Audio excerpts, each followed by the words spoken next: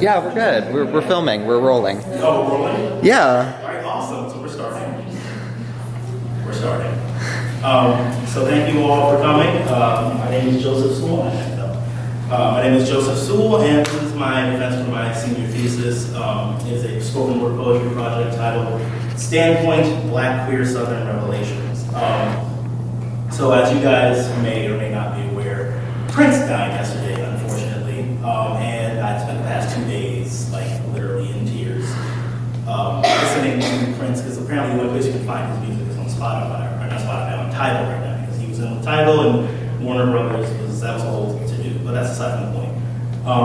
So Prince was really influential to me, and the way I sort of conceptualize my own queerness, in that Prince spent years of his career sort of stretching and messing with the boundaries of what it is Black masculinity, what it is to be a man, and especially what it is to be a Black man. Actually, I'm not gonna lie, I tweeted about this yesterday. I learned to walk in heels because of Prince. So I remember the first time I saw one of his music videos, I was about 14 years old. And I had heard of Prince at this point, but I'd never actually gotten involved with his music or anything like that. I was about 14 years old. It was shortly after I came out to my mom the first time I was gay. And I was home by myself one time, and I was channel surfing, and I flipped past VH1 Classic, and the video for When Doves Cry was playing, and I just sort of sat there mesmerized, not only by his, like, the wings on his eyeliner, but also just the imagery in the music video was really like well done. And so I just sort of sat there for the next like 3 hours, Googling like who is Prince and listening to his music and watching his interviews and watching his music videos, and I was just mesmerized with the way he conceptualized his gender, the way he carried himself. And I think one of the things that's most important to me about him was that, being 14 years old, just having come out as gay, like, I went from being, my friend's friend at school, like some of these people I had known since like 3rd grade, I went from being their friend Mitchell, my first name is Mitchell, like being their friend Mitchell, being the gay kid Mitchell. And so I went from, someone who was grown up with him to being just a person that's defined solely by, this one trait. And then on top of that, I also had to deal with the fact that I didn't really know, how to be gay, whatever that means. And also I, at the same time, had these people asking me about everything queer, about as if I'm like, the queer encyclopedia, as if, like, being asked, like, how does gay sex work? I don't know, I haven't had it. It's like, you tell me, I don't know. And so on top of that, I'm also battling against, hypermasculinity coming from within my own family. Like, my dad was in the Navy for 20 years. He was raised to Jamaican immigrant parents. And my brother, me and my brother are actually like almost carbon copies of one another, except he's about 50 pounds heavier than I am. So he wrestled in high school. If you know anything about wrestling, not only is it incredibly hypermasculine, it's also incredibly homoerotic. Making it more hypermasculine to sort of stave off the homoerotic nature of wrestling. Actually, it's really funny, as a side note, me and my dad and my brother were basically a Pokemon evolution of one another. Like, my mom has this photo of us when I was like maybe 4 years old, that she keeps on the mantle in our living room, and like we're all flexing, and I'm like this tall, and like my brother's like maybe 8 or 9, and my dad's standing over us flexing, and like we literally look like a Pokemon evolution. But I digress. So the way Prince conceptualizes masculinity was really important for me in sort of trying to create my own identity when I was about 14, 15 years old. And like I've never been the kind of person to walk around, with eyeliner and ruffled shirts, crushed up, and all the good stuff. But it also sort of taught me that like I can be, not concerned with perpetuating standards of masculinity that aren't really for me. I've never been comfortable doing it. Like I can pass as straight in a situation where I have to. And also I'm lucky and privileged in the fact that like I could not conform to masculine standards entirely and still be safe when I was in high school. And some people don't have that privilege. But overall, I think the way Prince sort of, like took his masculinity and ran with it. I mean, like doing interviews in the 80s, being asked about his sexuality and his gender and responding with who cares, I think, was not only profound, but also for the 80s, it's kind of like for his time. And I think at the time, it was just really weird, considering I'm doing this now and it happened yesterday. It was just like, well, I obviously have to talk about this. I don't know if you noticed, but I had Prince music playing when I walked in, because that's literally all I've been listening to since yesterday. So shuffling to my next point. So like, why did I decide to write this project? So the story I told about, coming out as gay when I was 14, that's part of the reason why I decided to write this project, was for myself.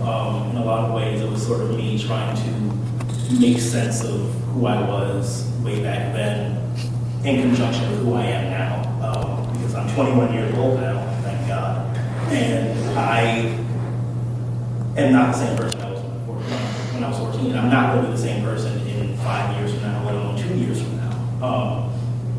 And so I sort of wrote this to help myself understand the aspects of identity formation. I always learn about identity formation things in my psychology classes. I've learned about identity formation things in classes I've taken with the Introduction to Higher Education Student Affairs, about Cass's model of identity development or sexual identity development, and then, like the Kinsey scale, all this good stuff. But, that's all fine and dandy, but there's not a one-size-fits-all model for identity development. You can try, just like you can sit here and try to develop as many scales as you want to, but you're always going to have at least one person who just doesn't work with them like that. And so I wrote this for myself to try and figure out, I guess almost in a way, who am I? I know who I am per se. Like, I can give you a list of stats. I'm 5'10", I'm 185 pounds. Like, I like cheese, things like that. But that doesn't really explain who I am. And I think to a certain extent, you can't really explain who you are just, with words, which almost makes me wonder why I wrote this. But in a way, you can't obviously explain who you are with words, but there's something about, an essence of a person that you can't really get to without really knowing them. And then another reason why I chose to write this is sort of to emphasize,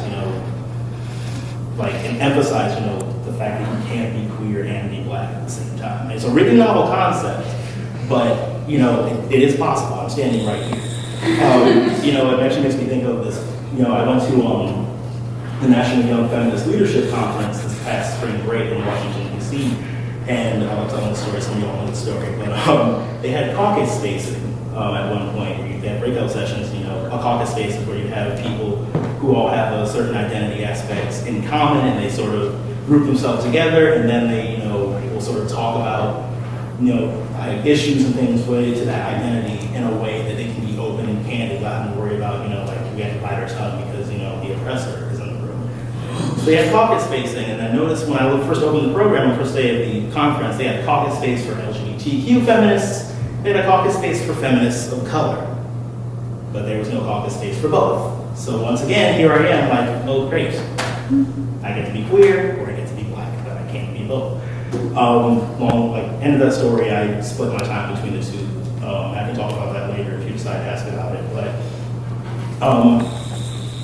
what made me so upset about is the fact that this is a feminist conference. Like, this is a conference dedicated to understanding issues of feminism, progressive issues of feminism, talking about the history of feminism. And I think we all, to an extent, understand the importance of intersectionality theory that was developed by Kimberly Crenshaw. And here we are at a conference for feminism, and we all understand intersectionality, and there's a distinct lack of intersectionality at this conference. And so that's part of the reason why I decided to write this project is, what I like to call black my queerness and queer my blackness. Another reason I decided to write this project was, for others. So Dr. Shaw and I actually had a meeting on Friday, on Wednesday, in which we talked about the concept of community. And, oftentimes community is seen as this homogenous thing. It's really prevalent right now, people on any sort of news outlet, they're talking about Hillary Clinton and Bernie Sanders and the black vote that sort of, sort of signifies that there's one particular way that black people either are voting or are supposed to be voting, that there's one particular way to be black. And obviously that's not true. There are several ways to be black. There are an infinite number of ways to be black. And part of what I'm trying to argue with this project is the fact that, somebody's identity is, a personal aspect of themselves, and just because that's how you choose to express your blackness does not make the way that I choose to express my blackness any more or less legitimate than yours. Oftentimes in these kinds of conversations, we run into arguments about legitimacy and about who's, real and who's counterfeit. It's something we talked about a lot when I took my class with Dr. Madden in same-sex marriage last year. We often talk about arguments of what's real, what's counterfeit. People always say, well, a real man does this, or a real black person does that. It's like, if you exist, then you are real, whatever you are. And so I think probably the last reason why I wrote this project is that honestly it was just fun to do. So like the original plan actually for my thesis, like way back when, like a year ago. The original shout out to Dr. Banks. The original plan for my thesis actually was going to write a series of one-act plays, about 4 one-act plays that were sort of interconnected around the central theme of being Black and queer in the South. And I sort of started to think maybe that's not as plausible as I think it might be. And actually around the same time, Brandon, thank you. I actually never thanked you for this, but thank you. Brandon got me introduced to spoken word poetry, and I started going to First Word Epiphany, shout out First Word Epiphany, and now here we are. And so it was really fun to do this project because I've never really, I thought about it, but I've never really critically engaged with my own identities before. Like I understood and learned a lot of things through my interactions with the Office of Multicultural Student Affairs and through Women's and Gender Studies and whatnot. I've learned a lot and thought a lot about identities, but I've never really thought about how my own identities are affected by systems that occur in life, and then the way that I affect systems that occur in life by those systems being salient in my own mind. I don't know if that made any sense. And so other ways it was fun. Like it was really fun to think on my feet, honestly. I actually have a poem in here that I'm actually reading tonight that I didn't actually put into the project, the final product of the project, until about maybe a week ago. I think it was about a week ago, yeah. And things like that.